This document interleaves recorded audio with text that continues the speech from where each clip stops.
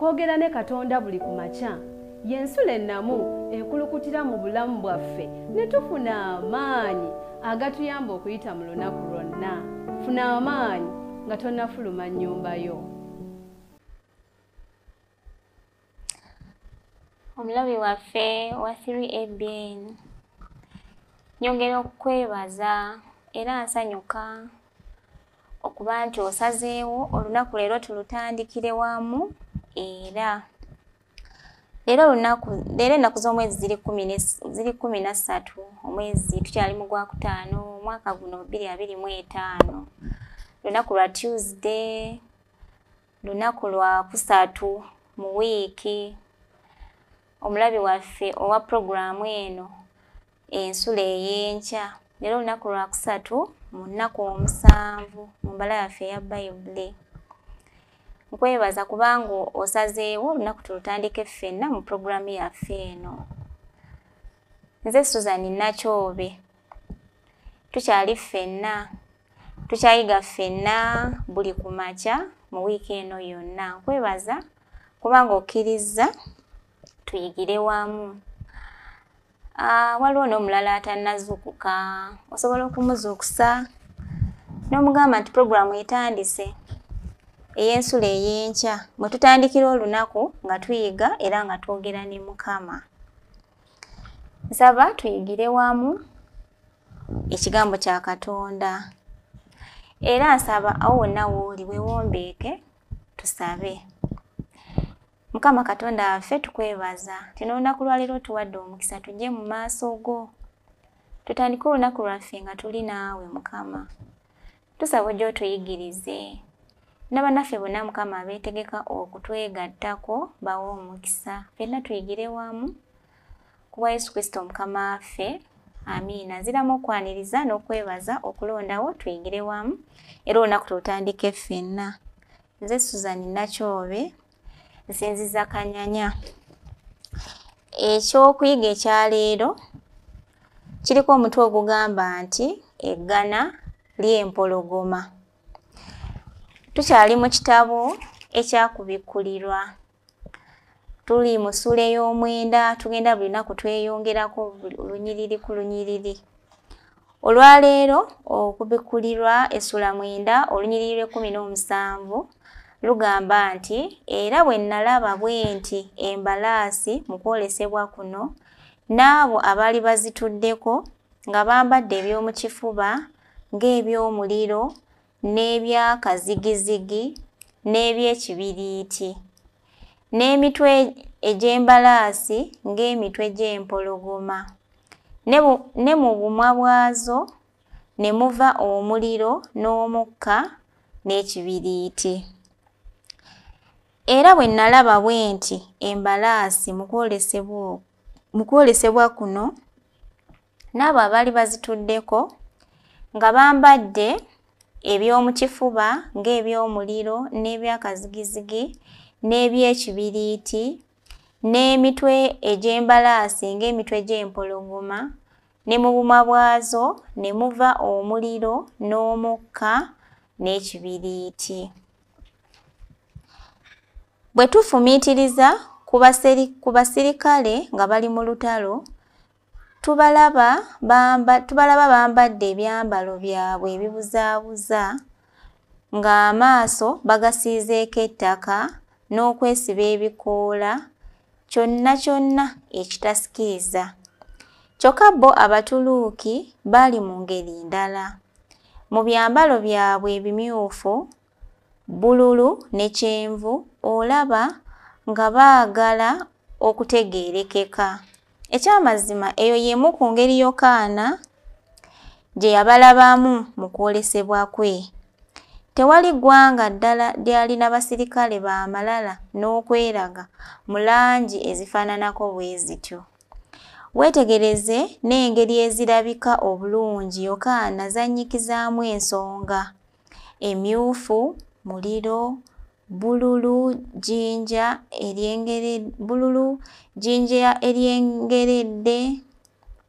eryengereredde ne kyenvu muliro. Langi zino tezikoma kukola langi za ngoye ze bambala zokka, wabula n'empisa zennyini ez'abajaasi, obusungu bwabwe, omululu n'obutasaasira bwabwe. Laba okufaanagana okuli wakati w'engoye zaabwe n'ebyo ebiva mu bumwa bwazo obw'embalaasi. Nabyo bimyufu nga omuliro, bululu ng'omukka, ate bya kyenvu ng'omuliro gw'ekibiriiti. Waliwo obumu mu ggye lino n'ekigendererwa kimu kwe kuwangula era n'okuleeta okuzikiriza buli yonna gye ligenda. Kati tutuuka ku mitwe gy'embalaasi. Gino si mitwe gya ddala egy'embalaasi z'abasirikale. Omutwe gutegeeza ki? Bukulu. Embalaasi zino ezirina emitwe ng'egy'empologoma zitegeeza bukulembeze bwa Butuluuki. Mazima ddala emirembe egiwerako egy'Abasultaani b'e Butuluuki gyalina erinnya eryabaweebwa erya Asilaamu, ekigambo ky'Olutuluuki ekitegeeza empologoma. Erinnya lino lyali kabonero akatuukirira ku mufuzi eyalina okuba n'ekitiibwa, obuvumu n'amaanyi. Omuwandiisi C.S. Lewis yakozesa ekigambo kino Asilaamu mu ngeri endala okuba ng'erinnya eritegeeza Kristo mu kitabo kye ekiganzi eky'abaana ekiyitibwa The Chronicles of Narnia. Ekisanyusa ye kalonda w'ebintu eby'enjawulo ebikwata ku balwanyi bano mu bujjuvu. Yokaana byagenda anokolayo lunyiriri ku lunyiriri. Katonda yali abikkula ebibakwatako ebikumi n'ebikumi by'emyaka nga tebannabaawo. Bwe batyo lwe kiribaawo mulyoke mukkirize. Amaliriza agamba nti wano atenderezebwe Katonda oyo yekka omugezi, akozesa okumanya kwe okwa buli muntu, okufuluma kwaffe era n'okuyingira. Amanyi obungi bw'enviiri z'oku mitwe gyaffe n'okufumiitiriza okw'omu mutima ku lw'obulokozi bwaffe. Ekyawandiikibwa ekyaleero omulabi waffe owa 3ABN era pulogulaamu eno ensulo ey'enkya kyabaddeko omutwe okugamba nti eggana ly'empologoma. Neggwe otwalabye ku ggwanga lino erya Butuluuki nga batulaga abasirikale baalyo nti bwe baabanga batambula baabanga bangi nnyo era nga tewaliwo ngeri gy'osobola kubawangula olw'obungi bwabwe bwe baalimu. Naye olwaleero bongedde okutulaga ne ku ngeri gye baali bambalamu. Kati Yokaana bwe yali ayolesebwa, Katonda yamulagira ddala ng'emyaka mingi teginnabaawo, n'amulagira ddala eggye lino nga bwe liriba. Kyewuunyisa alina wano waakyogereddeko ebintu eby'enjawulo ddala ebyali bikwatako obukambwe bwabwe, ennyambala yaabwe, ekigendererwa kye baalinanga obumu n'ekigendererwa kimu kyakulaba nti buli we balaze bawangulawo. Naye byonna paka ezo zonna details byali byawandiikibwako dda nga tebannabaawo. Bagereza ku mpologoma. Empologoma omulabi waffe oyinza okuba nga naawe ogimanyi oba nga wagiwulirako. Buli omu bw'aba awulidde ku mpologoma tukimanyi ng'ekisolo ekitiisa. Kati bwe liba nga baliise wano Ggana kitegeeza zaali mpologoma nnyingi. So baaligeraageranya bulungi n'eggye ly'Obutuluuki. Ekisooka nga bangi nnyo, ekyokubiri nga bakambwe nnyo. Ku empologoma tuzimanyiiko bukambwe na kusaanyaawo. Teri alaba mpologoma n'asigala awo ng'atudde kuba oba omanyi ekiddako kukulya oveewo ofe. So boogedde ku ggana ly'empologoma era ne baligeraageranya ne ku ggye ly'Abatuluuki nga bwe baali ddala ng'empologoma bw'ogimanyi. Bw'abadde amaliriza wano agambye nti ekisanyusa ye kalonda w'ebintu eby'enjawulo ebikwata ku balwanyi bano mu bujjuvu.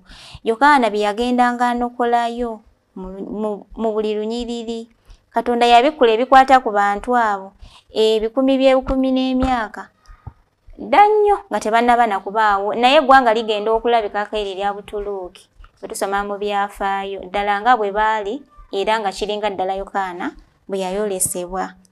Olwaleero mu puroguramu yaffe eno nga tutandika olunaku lwaleero tuyiga era twongera okujjukira ku Katonda oyo eyabikulira ku Yokaana ebyali bikwata ku ggwanga lino, ku ggye ly'eggwanga lino, ate ddala ne bibaawo nga bwe yabimubikulira.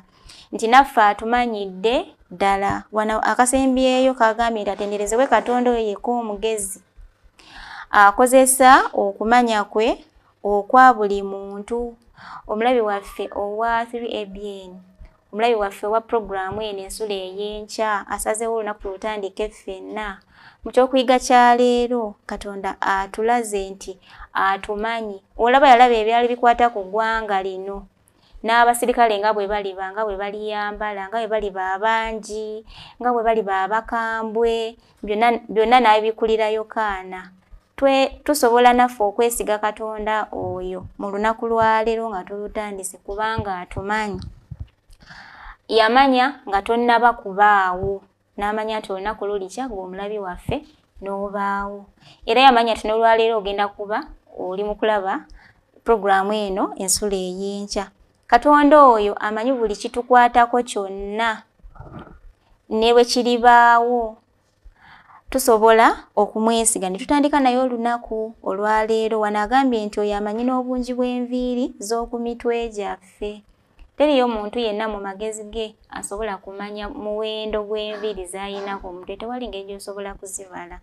Naye Katonda oyo yatutonda n'atuteekawo ate ye amanyi buli muntu enviiri ze bwe zenkana. Kale nga kisanyusa okuba nti tulina Katonda afaanana bw'atyo. Omulabi waffe nsaba okukujjukiza nti nga tutandika olunaku lwaleero nga 13 Meeyi, weesige Katonda oyo kubanga akumanyi. Ne by'ogenda okuyitamu leero abimanyi, ne bw'ogenda okusisinkana bonna leero abamanyi. Oyo gwe tuyizeeko eyali yalaba edda n'ayolesa Yokaana eggye ly'Abatuluuki bwe liriba. Naawe akumanyi, yamanya nga tonnaba kubaawo, n'amanya bazadde bo, n'amanya baganda bo bwe baliba, n'amanya olijja ddi, oliryaki, oliba ofaanana otya, baani abanaakutawaanya. Ezo zonna details Katonda azimanyi. Olaba yamanya nti bana bwe tusomye olwaleero tulabye engeri ne gye baali bayambalamu, amalala ge baalina, byonna nga bwe byali. Nsaba weesige Katonda oyo mukwano. Mu lunaku lwaleero aluyitemu naawe kubanga akumanyi era amanyi by'ogenda okusisinkana mu lunaku lwaleero. Neewanabaayo ensonga yonna yonna ng'ekutawaanya, Katonda oyo alina obusobozi obumanya enviiri z'olina ku mutwe bwe zenkana bw'oba okwasa obulamu bwo. Tusobola okusomako wano mu Yobu. Batuwadde wano ebyawandiikibwa. Waliwo ekiri mu Yobu 10:16, waliwo ekiri mu Isaaya 5:28 okutuuka ku 3, ne Isaaya era 3:33. Naye ffe katusomeko Yobu. Mu kitabo kya Yobu essuula 10 olunyiriri lw'16. Yobu kye kitabo ekisemberedde, kye kiddirira Eseza, ate bw'okivaako n'odda ku Zabbuli. So kati womanya awali Zabbuli ddabuze emabega katono weewali Yobu. Tusomere wamu mu Yobu 10:16. Agamba nti era omutwe gwange bwe gwegulumiza onjigganya ng'empologoma. Era nate weeraga ow'ekitalo gye ndi. Ono yali Yobu. Buli muntu yenna yali asomye ku story ya Yobu amanyi ebyamukwatako. Kati wano olumu yali ayogera ku Katonda. Tuli mu kusoma Yobu 10:16.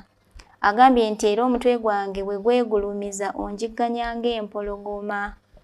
Katonda tetwandyagadde atuyigganye ng'empologoma. Empologoma tugimanyi nti kisolo kikambwe. Kati bwe kiba kya kuyigganya. Kati Yobu yageraageranya ku kintu bwe kityo. Tosigalawo. Ka statement akasembyeyo kagambye nti era nate weeraga ow'ekitalo gye ndi. Katonda waffe w'amaanyi. Tusobola okumwesiga ne tuyita mu lunaku lwaleero naye. Ekyawandiikibwa kigambye nti eggana ly'empologoma. Tulabye Abatuluuki nga babagerageranya ku mpologoma engeri gye baalimu nga bangi ne obukambwe bwe baalina n'engeri gye baali bayambala n'amalala byonna tubirabye nga Katonda yali yabibukulira dda Yokaana. Katwesige Katonda oyo eyalaba ebyedda ebyo n'abiraba nga tebinnaba na kubaawo, kitegeeza naffe yatulaba dda era olwaliro tusobola okuyita mu lunaku naye. Nziramu okwebaza omulabi waffe owa puroguraamu eno era nkusaba n'enkya obudde kasita bukya olunaku tulutandike ffenna oddemu oteekeko puroguraamu eno ensulo ey'enkya. Nze Nakyobe Susan omuweerezaawo mu puroguraamu eya leero. Nsaba Mukama abawe omukisa. Nsaba olunaku tulutandike nga twebaza era nga tusaba. Nsaba awo wonna w'oli nawe abadde ayakazuukuka awo w'oli weewombeeke tusabe olunaku tulutandike mu maaso ga Katonda waffe. Katonda waffe ow'ekisa tuzze mu maaso g'Omukama nga tukwebaza kubanga leero tulaze nti ebbanga ddene eryali nga terinnaba kutuuka wabikulira Yokaana n'omulaga eggye ly'Abatuluuki bwe baliba byonna n'obiteekawo nga tebannaba na kubaawo Mukama. Naffe tutuna mu maaso go era tukkiriza nti twali tetunnaba mu nsi eno gwe ng'otumanyi, ng'omanyi n'enviiri zaffe omuwendo gwazo. Gwe Katonda alina amaanyi weegatyo eyatuteeka mu nsi eno tutuno tuli mu lunaku luno olwaleero wakkiriza luke Mukama. Tukwegayirira otambule naffe. Tukwegayirira olunaku tuluyitemu naawe Mukama kubanga ffe tetumanyi birulimu naye ate gw'omanyi ebirulimu. Waliwo abalabi aba puroguraamu eno ensulo ey'enkya Mukama abazuukuse nga tebali bulungi. Mbasabidde Mukama kubanga gwe era obamanyi yonna gye bali. Ekisa kyo kibayambe babeere bulungi. Waliwo abafiiriddwa abantu baabwe, waliwo abafiiriddwa ebintu byabwe, waliwo abantu bangi abalina ebizibu eby'enjawulo Mukama ng'olunaku lugenza okukya nga tebalina mirembe olw'ensonga ez'enjawulo. Gwe Katonda ffe tuyize nti ebyo byonna oba wabimanya dda. Mbatadde mu maaso g'Omukama buli omu okole ku bwetaavu bwe. Tugenda okutambula tugende ku mirimu gyaffe Kitaffe gwe era omanyi ebiriyo, omanyi n'ebidduka bye tugenda okukozesa. Tukwegayiridde tutambule naawe kubanga tuyize nti ebitukwatako byonna Mukama gwe wabimanya dda. Tukwegayiridde otuwe omukisa otuwe byonna bye twetaaga, otukuume otulabirire era ekisinga byonna Mukama otuyambe tuleme kuzikirira. Buli lunaku lw'oba otuwadde Katonda waffe tuluyitemu naawe nga tweteekerateekera okudda kw'omwana wo omulundi ogwokubiri kuwa Yesu Kristo Mukama waffe. Amiina. Mbagayiza olunaku olulungi. Nsigadde nze Nakyobe Susan. Mukama abawe omukisa. Okwogera ne Katonda buli ku makya y'ensula ennamu ekulukutira mu bulamu bwaffe ne tufuna amaanyi agatuyamba okuyita mu lunaku lwonna. Funa amaanyi nga tonnafuluma nnyumba yo.